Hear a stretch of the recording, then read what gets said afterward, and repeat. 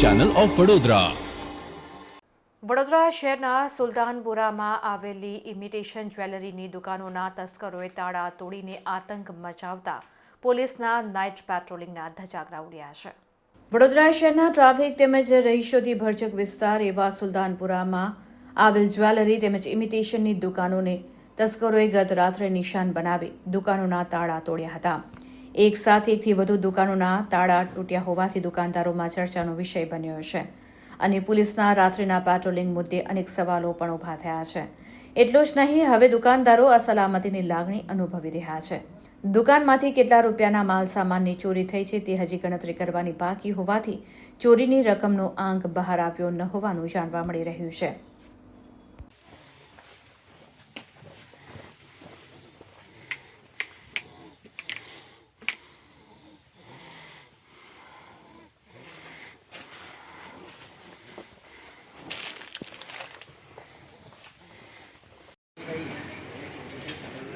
हम हटने हैं बच्चे बच्चे ऊपर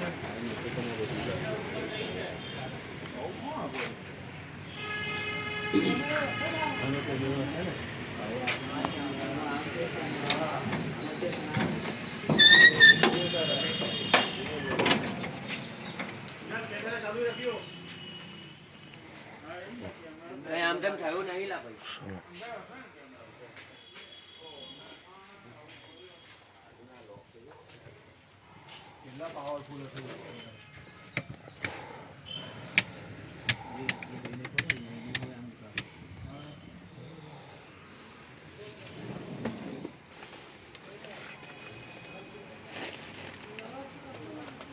પૈસા થા પૈસા થા પૈસા જ ગયા છે. હા પૈસા કેટલા થા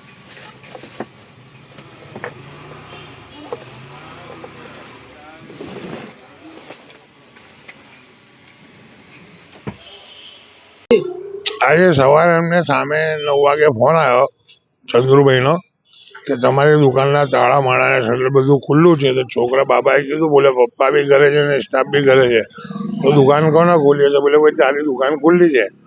તો બાબોને અમે લોકો આવ્યા તો દુકાનના શટર અને દરવાજા બધા ખુલ્લા હતા. દરવાજા બી એટલે એવી છે કે ના ખુલે, પણ આ લોકોએ કઈ ટેકનિકલ ખોલ્યા એ ખબર નહીં પડી. દુકાનમાં તપાસ કરતા જાણવા મળ્યું કે ગલ્લામાંથી 15,000 રૂપિયાની સિલક હતી એ જતી રહી છે. માલ તો એટલો બધો છે કે જેની કોઈ ગણતરી હોતી જ નથી અમારી, તો ખબર પડે કે આ વસ્તુ ગઈ. બીજું કંઈ જાણવા મળ્યું નથી. ને આગળ બી એક જ્વેલર્સની દુકાન છે, એના બી તાળા તૂટેલા. એ લોકોએ બી ફરિયાદ કરી છે, પોલીસ બી આવીને ગઈ, મીડિયાવાળા બી આવીને ગયા. અમે લોકોએ બધું એમને આપ્યું, કીધું જો કોણ છે પોલીસનું આધાર છે એને પકડે. બીજી વાર કોઈની દુર્ઘટના એવી થાય નહીં, કોઈ બીજા વેપારીના આવો બનાવ બને નહીં સાહેબ. પોલીસ દ્વારા શું કરવામાં આવી છે? પોલીસ આવીને લખી ગઈ છે, બાબો ફરિયાદ લખાવા ગયો છે અમારે. આપની માંગણી શું છે? આપની માંગણી શું છે?